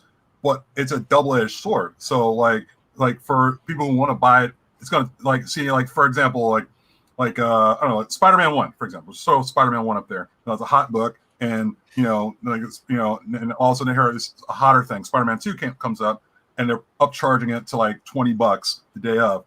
That's not gonna make me think, all right, it's a hot book, I'll pay for it. It's also gonna turn me off and say, what the hell is this? I better go find it somewhere else, take my money elsewhere. Because honestly, like you can find those books in other places for other places, like for example in the Bay Area. I'll just throw it out there. So, if you couldn't find it somewhere in like Hayward, California, I'm sure the other guy, in like Berkeley, California, probably has it for like cover price, because like sometimes it can work as a good idea, but keep in mind, it's a double-edged sword. That could turn somebody off and have them go elsewhere. Yeah. Oh yeah, no, the same thing what Doom said, which he highlights when I said. I also heard that shops were closing due to the fact of competing with secondary market, and that loses customers quickly, because why am I trying to compete with the secondary market and they go just buy it and save their time going to the LCS that does that and just buy it on the secondary market and save them the hassle of the drive. You go to the LCS just because you think, okay, if this comes out, I'm getting it for cover because of the day release. Even though because that brings you back to, and me as a consumer, I'll go there, I'll buy that book, but I don't also buy that book. I'll buy like 2-3 other books. So the book that I was going to buy, that's me. Not a lot of people are like that, but I go in there and I support the LCS. Yeah, I'm going to buy that book that's the $20 book online, but it's $5 here. I'm spending $30 there. So now you're also helping their inventory. Plus you're in my mind, that's how I am, because I care when it comes to LCS. I went to LCS. I bought, let's say I bought 2 of those, 2 Venom 27s for regular retail. When everybody, I went and I bought 2 or 3 other books. I ended up spending $35 to $40 if he would upcharge it for 20 or 15, I would have bought just that one book and walked out, and that's it. So it's a gamble, but at the same time, what Josh says and what you say, it's tough out there. It's tough out there because it's like you said. What happened, brother? No, I was saying it's a no-win scenario. For comic shop owners, like for example, like the DC variants before the say the Robin King variant came up. Like those things came out all the time with the regular issue, back and forth. And I know a shop, Livermore. You can look it up, Gomez, Livermore. There's a nice guy who's not a nice guy who prices he prices those DC variants the day of, and that really just boils me so damn bad. I swear to God, It's like, and they don't sell, and I'm like wondering, how are you still here? You know, back issue bins. I mean, and my thing is, it's like what Josh said, man. I don't like it, but I understand it because Midtown itself, right there, man. I go to Midtown. I used to buy every Wednesday or whatever, and I've seen them do that. I've seen them take out books from day one or whatever, and then the next day they take them off the shelves and put them behind counter and price them up a little higher. You know what I mean? And I understand. You know, listen, man, Manhattan, yo, where Midtown Comics is located at, yo, it's not cheap. Rent is not cheap, and their work is not cheap. So you got to pay off some guys. So I understand they gotta, you know, do their thing and, you know, keep the shop open. You know what I mean? So like I may not agree with it, man, but you know, I understand. You know what I mean? I understand. It's like basically first come first serve. Because when every Wednesday at 8:00, man, there's a line. It's been recently for the past year that I've been going to Midtown, man. Every Wednesday, because I work early, so I have to go there at 8:00. So at 8:00, there's a line around the corner in front of Midtown waiting for the next hot thing every Wednesday. And everybody and once you miss that 1 in 10, 1 in 25, 1 in 50, 1 in 100, you asked out. And a blink of an eye, in 10 minutes, they're gone, bro, in Midtown Comics. Gone. Yeah.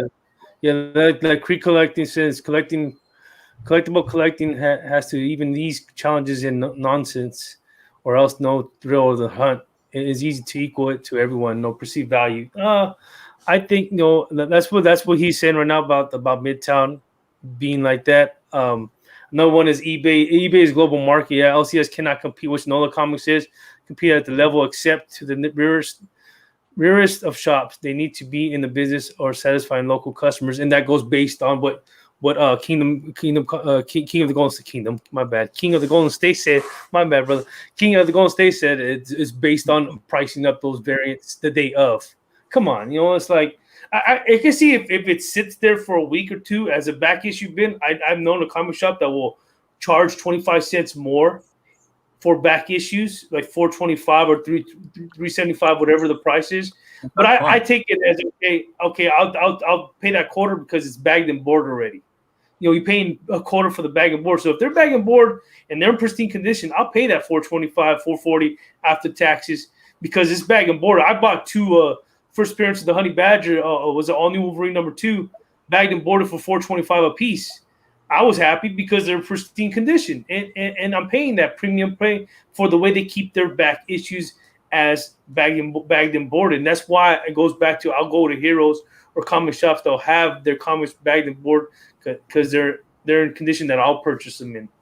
Right. Yeah. Oh man, Peter, well, basically pre-order your books and you will get what you want. Comes down to doing your homework and ahead of release time.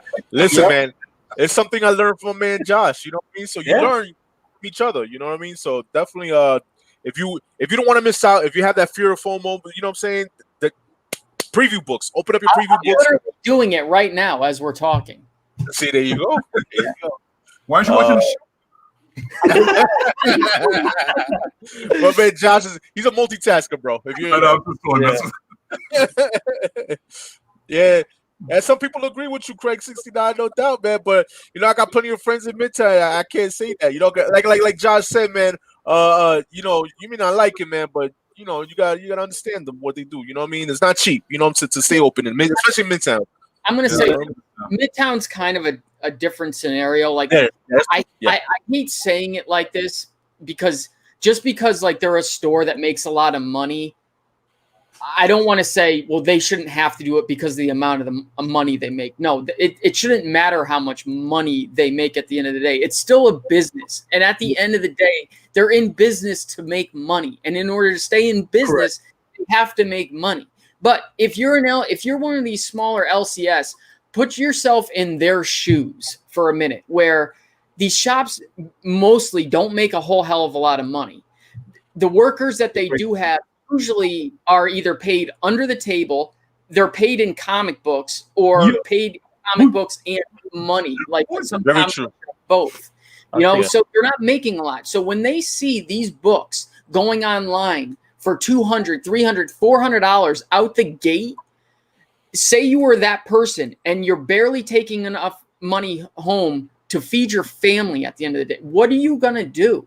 Yeah. You know, like that's what I always try to do, is put myself on the other end of it, you know, and try to see it from their perspective. Again, may not like it, but you kind of gotta understand it.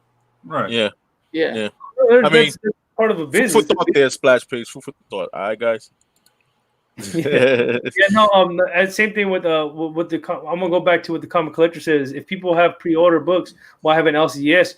Well, that's based on. I still go hunting because of the thrill of the back issues and the thrill of what they have actually at a comic shop. That's part of me. That's not going to go away as a collector. I love going to comic shops. Doesn't mean I won't still pre-order.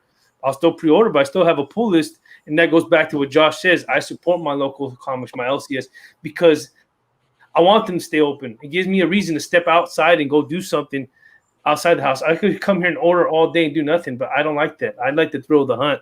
So not only that, but also too, it's like, I like going down there because I like hanging out with the guys. Yeah. It's the camaraderie. It's the, seeing people come in with, books that maybe you've never seen before. Someone comes walking in with a collection that they want to sell, and you happen to be standing right there when they do. And oh my God, there's, an AF-15 looking you right in the face, and you've never held one before. Like, LCSs, they need to stay. They need to. Like, I don't know what I'd do without it. It just ordering things offline.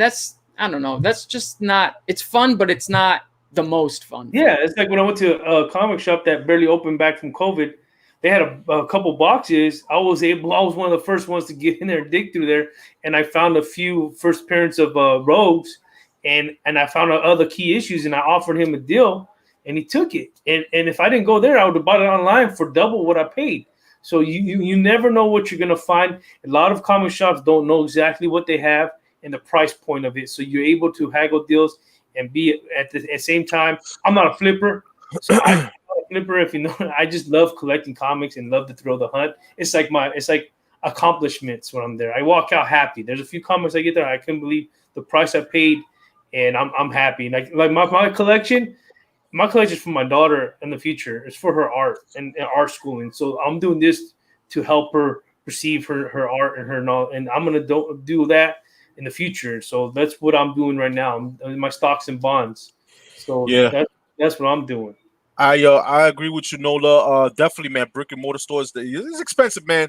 Especially times like now, with the business, not being all 100% how it used to be, you know what I mean? I understand that, but if you haven't seen the Chopper, man, my man Josh, not 100%. He don't see eye to eye with Diamond. You know what I mean? I'll just say it. Oh my! Yeah, it goes back to packing comics. Yeah.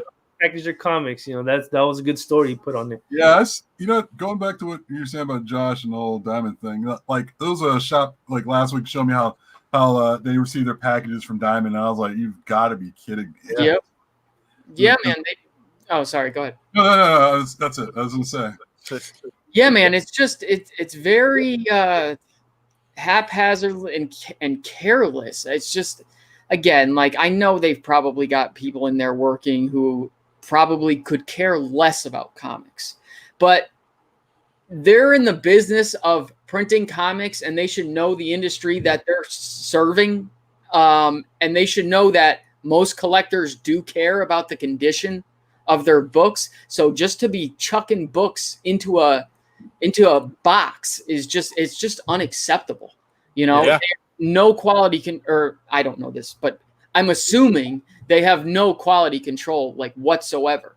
And they've really got to get that under control, because, I know UCS isn't the best, but they're already a step ahead of Diamond in my mind. At minimum, they organize their books in the boxes. And like I said, those more premium variants are bagged, boarded, and in a separate Gemini mailer type box inside the boxes to protect them, because they know that these books command a higher premium, and some of those books too are also free premium books that are given to stores to help them right now bounce back from COVID. So the way Diamond is handling this is very poor. Yeah, I've seen some horror stories, like as far as like trucks tipping over and splashing comics all over the road, whatever, and like all kinds of horror stories, man. It's just not good at all. But no, I mean, like there's like during what you're saying about with COVID and the shops shutting down, who said all shops shut down during COVID because there's some that stay open under the table. I'm not gonna lie to you because I found some key books in some spots. Yeah. This all I do is just wear your mask and put on sanitizer and you're good. And I was like, do people are open? And they're like, what people? And I'm like, okay, I'm just gonna walk right by. That's the good thing about them knowing you too. Is like when they know us as a regulars at shops, they know we're not gonna say nothing. We walk in and they say, okay, good. So I went to a couple comic shops and they said, yeah, usually we're closed to public, but you can look around for a few and grab some stuff that you. And then I'd be there for a half hour. But the minute 3 or 4 people are in there, he's like, you know that it's time to go at that time when the spike hit. But on that, you're right on that. Yeah, right It's like whenever, like I think the story was that we had between the shop owner and myself was, you can look around, but if somebody from next door comes in and wondering why you're open, just say you're like somebody like a family friend from out of town just visiting me and shit. And I was like, okay, so I'm Uncle Barry. I said, all right, it's fine. So we always had a story straight, just to say in case somebody walks in and say, why are you open? What the hell's going on? Because they're not supposed to be open. It's like that under the table type of shit. Yeah. That comment that Spidey fan just put in, I sort of agree with that. I get what you're saying, but at the same time, I think all books should be at least 9/8 when they hit the store rack. I mean, books get damaged. I think more books get damaged obviously after they leave the store than. Yeah, package better, man. They got to package them better with an extra box. Yeah, you're right. Through shipping, nah. I mean, I don't know. Because I expect like if I have a business, I expect my product to come out as best as can. You know what I'm saying? Exactly. That makes perfect. What UPS or ship by? What Diamond?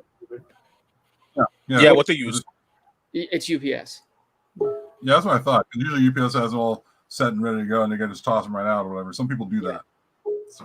Yeah, but at the same time, honestly, I'm not gonna say it doesn't matter, who ships them because sometimes it does.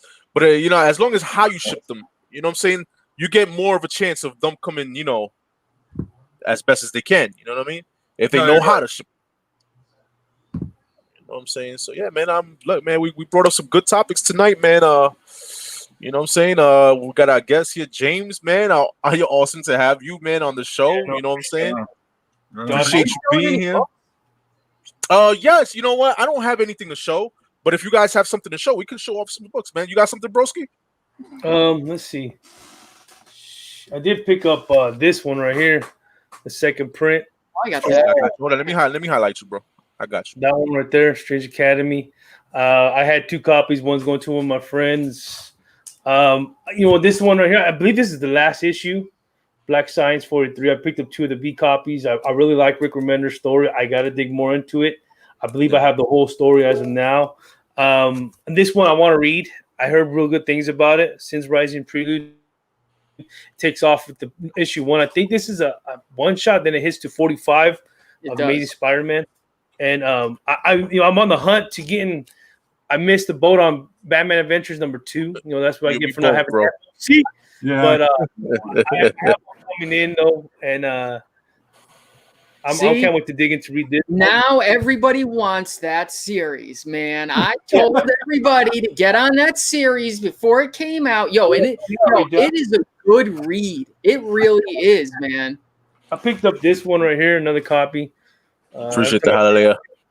I pick up another copy of that one. I got it. Let's see. I finished this story right here. I finally finished it, having it for like 2 months.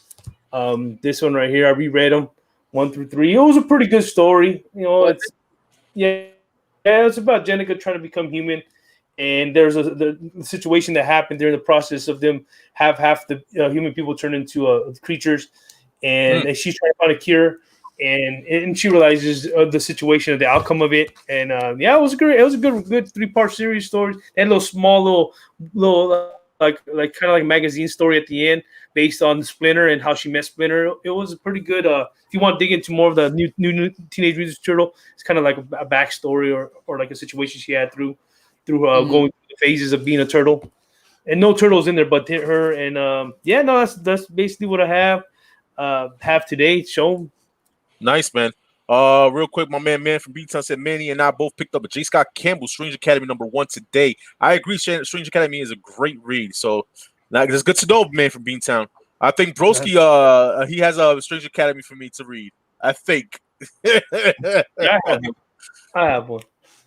So that story. How you, G? Yo, Jose, what's good? What's good, man? What's good? So yeah, man. Who else? Who want to go next? Who wants to go next? I'll go. All right, got you, James. No, yeah, we leave Josh last, man, because you know, Yeah. he goes showboat real quick. Josh, what the hell, man? No way, man. I'm afraid of that guy. No, I've been on a Star Wars kick. You know, ever since everything's talking about Star Wars. So trying to get this one back. I sold my old first print. I didn't know this was a second print, Darth Maul #2, and it's the first Cad Bane. Yeah. Like I grabbed this one and thinking it was the first print, and I didn't know there was a second print. It's just right there. I was like, damn. So, well, nowadays with the second print and third print things, man, you never know. Exactly. So, like I grabbed that, and I grabbed this one here. It was like I think it's the first print or first appearance of God. I forgot it's a Jedi. Which character is this old guy here on the top? But I forgot his name. But, I forgot his name too. I'll remember by the time you're. I recently came across that book in my collection too. I know exactly. That's the first appearance of that character there too. I don't know his name. Yeah, and then it's help digging. Because you know how I like dig through Monkey Brothers stuff and just kind of find whatever I can find in their collections. So I found this in there, like He-Man, Marvel Age number 38. Yeah, supposedly at the first Marvel, right, of He-Man. Yeah, first He-Man and Marvel comics, along with Karak and Fala or something like that. That's what it is, I think. Okay, there you go. Yeah. I'll take it. Nah, we're not Star Wars experts over here. Got a dark detective comic. Yeah, that's that first Manhunter. So I found that in that pile, and then we're just going through a bunch of books. We were looking through there, and two more. I added to the Superman collection of nice. Yeah, Doomsday. So I'm probably gonna get these slabs because these are definitely a slab-worthy potential. And, sweet, man. Yeah, pretty clean. So like that, and then what else is there? Real quick, and I'll finish up. Went to a shop in the city, and normally these things are like $20, but got these for $5 each. Oh, yep. Yeah, Nice. First Immortal She-Hulk. Not only it's like priced up to be like like a $20 book now, but it's good spec stuff to have right now because the series coming out next month. Yep. So, good to hold on to. So, that book was so hard for me to find. I finally found one too. Oh yeah. Yeah, I just could not. I found the variant ones to those. I just found one like a week or two ago. Finally. I left the copy behind. I did the same thing. Yeah, you did the right thing, bro. Yeah, got nice. A couple of those and a dollar bin. Was it second print, third print? Nah, that's third print. I think it is third print. Yeah, and it's like a $30 book each copy. It's like a dollar, and I was like, what? That one is nice. Yeah, that's sweet, man. What I got. Nice, man. Yeah, again, all right. So we're moving on to Josh, man. Josh is he's gonna end the show and tell right now. Go ahead. I really don't have that much that I haven't already shown this week other places, but I could show it again. There is some new stuff that came in. Mm-hmm. Well, first of all, big shout out to Officer Joker on this. He gave me this as an AOK, and that's Killing Joke 9th print. Yeah, man. Degenerate. Man. I don't even know what to say that he gave me this because this is a nice copy. This has eluded me for a long time. And to have this now finally, thank you, man. Thank you so much. Sweet, man. Sweet. And me and Josh was talking about those Killing Jokes, and I'm to a point that I want to get all fucking 14th printings. I want to get them in 9/8, bro. That's my goal, bro. That's tough, but I'm trying to do it. But that's a good I like going after those kind of challenges, Yeah. Give you something extra to do. You got that. The bronze foil of Negan Lives, the second print. Yeah, that's dope. Sweet, man. Strange Academy 2, the second print. I'm a sucker for like second, third, fourth, fifth printings, and here's a good one. And this is as I have control of it. Two cards. So this is one of my spec books. Is this, which is Thor 4 second print and Thor 5 third print. I think we might have maybe a similar situation with Black Winter like we do with Null, where, you know, that third printing of his first appearance is the hottest book. Are they going to consider this third printing on Thor 5 to be his first cover appearance on his first appearance book? Good point. You know what I mean? Are they going to consider this his first appearance on a cover, which is his first cameo appearance? You know, who knows? Goes back to that Venom 3. You know what I mean? Because, you know, I don't know if we truly know like what he looks like this is Storm form kind of, you know, or is when he possesses Thor, is that his real form? So I picked up like 37 of these. I can't even tell you how many of the third printings of number 5. So, you know. Or shout out to the pre-order. Yeah. Right. Yo, you got a question real quick there, bro. My man from E-Town said, Josh, what is a good price to pay for the Death Metal Robin King variant? Are we talking about, what are we talking about? The 1 in 25 for the Legends of the Dark Knight, or are you talking about this one? The Federici or the T-Rex? Which one? T-Rex. Man from Beantown. Pre-order to me, the Thor 5 third printing. Hey, there you go, Peter Porker, no doubt. As we wait for Man from Beantown to answer that, I'm telling you, Peter Porker, I'm telling you, I think you're right, and that's what I'm coming to think that the same thing is. I think this is going to be something big. It might not be right away, but I think down the line in a couple months, people are going to start to realize we've got the same thing happening here. If this character becomes as big as, you know, Null, I think we're going to have a similar situation. Not the T-Rex, the Federici. Oh, how much would I pay for this? You know, that's hard for me to say because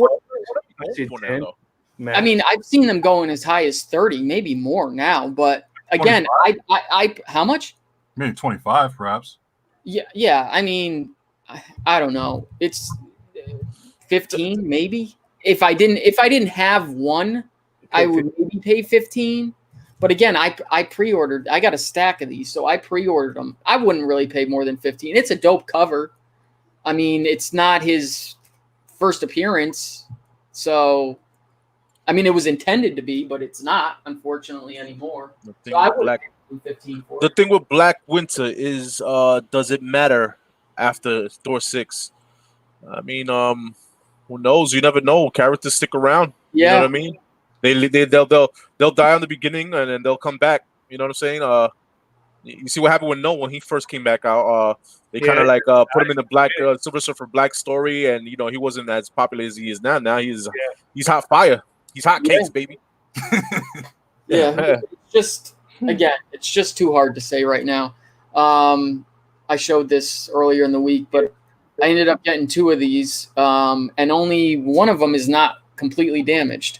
So like I told you guys, if you are getting these, please make sure that you check the back because a lot of them are coming with the same tear on the back cover. Oh, man. I think I'm going to send this off to get slabbed because I think that's a good idea. Yeah, because they're going to be rare to find in 9.8 condition. Yeah, because from what you and Roman, I was talking about off air, how he got the same defects of how they were packed and everything. Yeah, there you go. See, so to get one of them like that, yeah, I think you should, bro. I really think you should. I got these from my brother, which is the Thor 1, the Walmart exclusive version. Yeah. Oh, nice. Sweet, man. And then this is probably it, but people have already seen this. I got this from Thoro. Finally got one of these. Nice. 50. Got it. It's fire. Yep. And then the book that I got for Mike, which he still doesn't know I'm going to keep. There you go. Shout out to. I need to just keep this up on a high shelf out of my line of sight. That way, I don't want it that much. Yeah. But every time I look at this book, I just I need to have it. That's a grail, bro. I definitely, if you're a Batman collector, that's the grail definitely that everybody want. You know what I mean?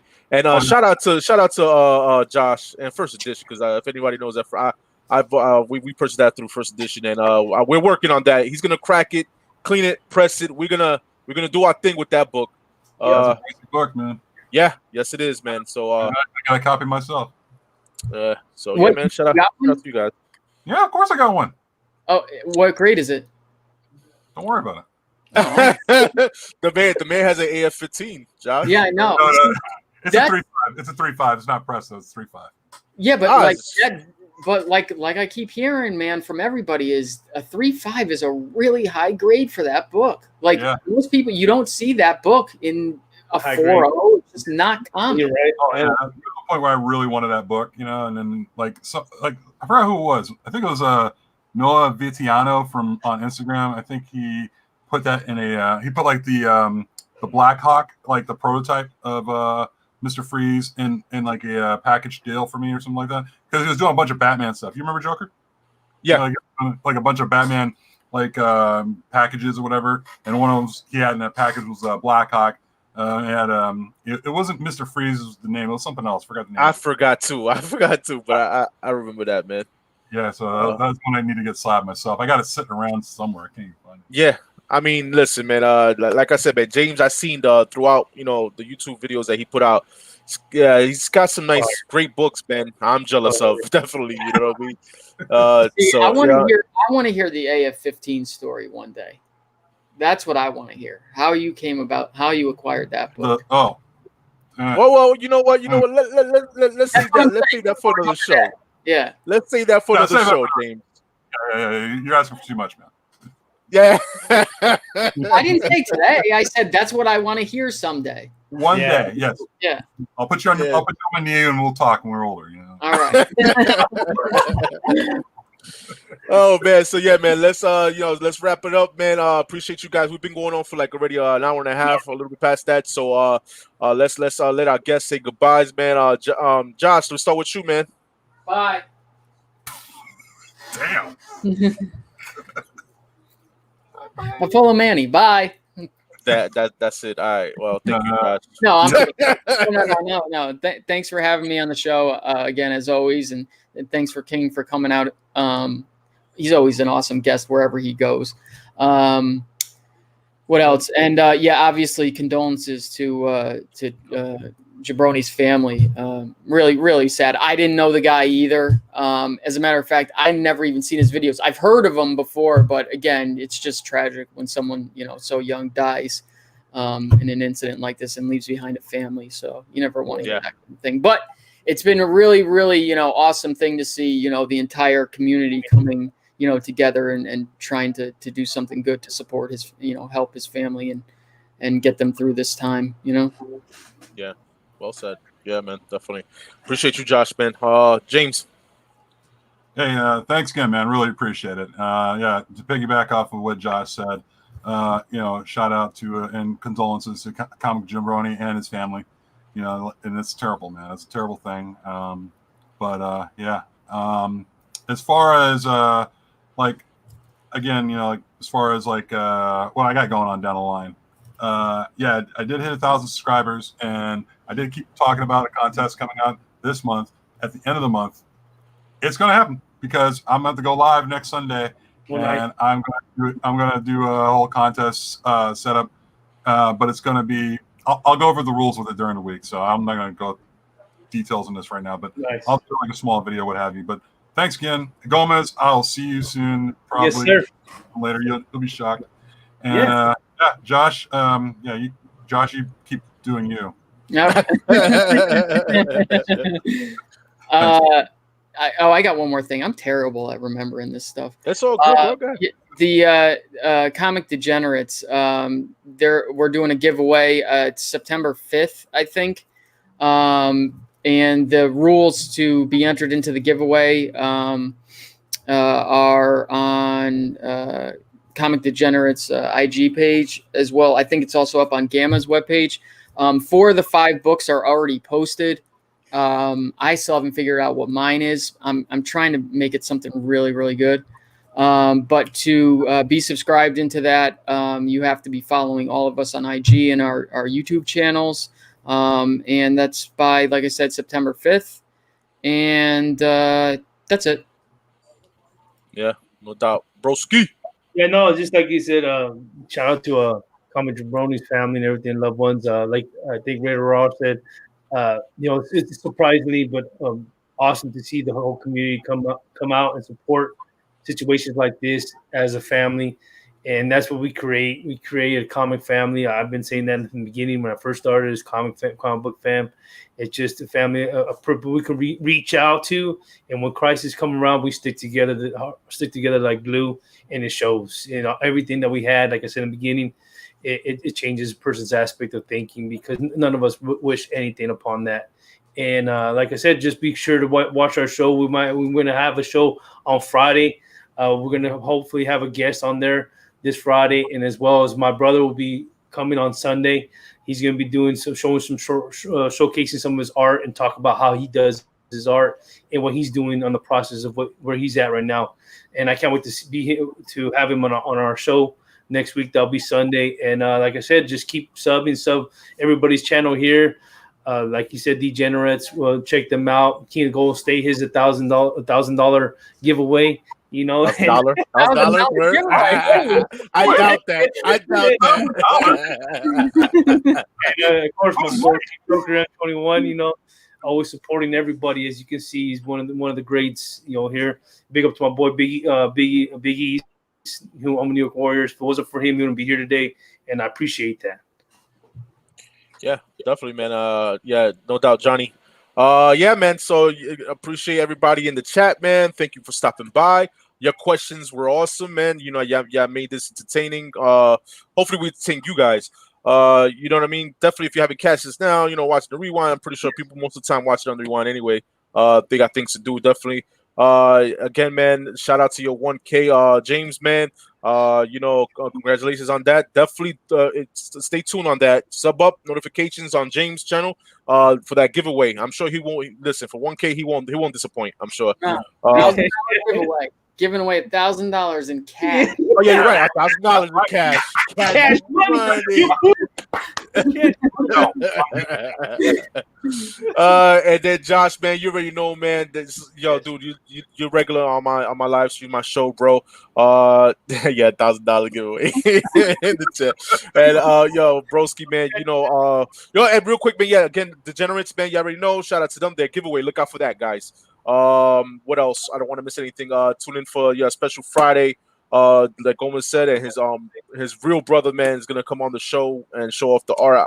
I'm planning to do, once in a while, showcase some art, some artists on the comic book community. We'll start off we did one a special with our chemist. So this will be our second one with his brother coming soon next week. So stay tuned for that. And then shout out to Big E's, man. Again, Road to 2,000, man. Sub up, subscribe, and make sure y'all stay tuned for the giveaways. He's gonna show off. He's not doing a show tomorrow, but he's not doing a show tomorrow. I don't think he's up to it still. You know what I'm saying? But he is gonna be. He's still up in the air too on my auctions this Wednesday because I have my my auction this Wednesday, guys. I'm trying to have a lot of people in the panel. Try to keep it like a 6 panel or maybe 5. You know what I mean? Keep it small and keep it. I'm not gonna run it too long. I'm not gonna run 4 hours, maybe 3 the most. You know what I mean? Yeah. And keep it simple. You know what I mean? If people want to just do their claims, they do claims. They auction, These however they want to sell their books. You know what I mean? And yeah, I'm almost at 1K, guys. Definitely. I don't make a big thing about that because I'm not the numbers guys. But I do have a giveaway. I have 2 slabs. I have 2 slabs to give away. Once I reach that 1K. And if you ain't giving away $1,000, you ain't shit. Yeah, I know. I'm not big time like my man down here. I'm not. I don't know. But again, guys, make sure. Again, man, to the comic book Jabroni, man. His the link for his GoFundMe is in the description. All right, guys. If you already donated, man, that's awesome. And shout out to Thoro for doing the auction yesterday. Everything he was selling was automatically 100% donated to the family.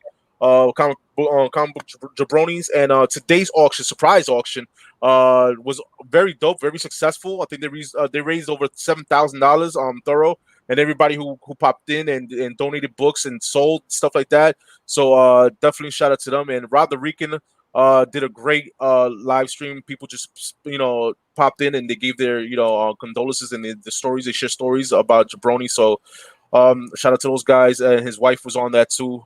Tough lady, man. I'll tell you that. I'll give her that. I'm in there Wednesday. Yo, no doubt, Woody. And again, guys, man, like I said, the link for the GoFundMe in the description. Everybody's else's YouTube channel and IGs that I mess with. James, Josh, Broski, sub up, follow them on IG.